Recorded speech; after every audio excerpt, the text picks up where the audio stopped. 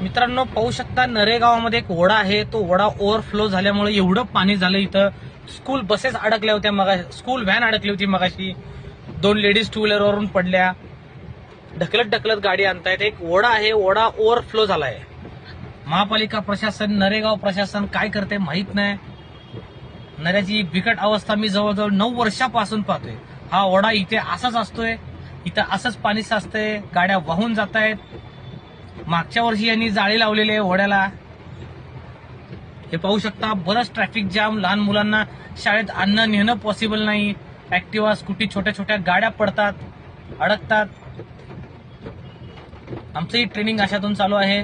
मी सध्या स्वतः video shoot करतोय. पहा जरा ओढा, हा ओव्हरफ्लो झालाय ओढा. हे बघा हा ओढा मित्रांनो. ह्या ओढ्यातून पाणी येतंय. अक्षरशः भयान परिस्थिती आहे इथं.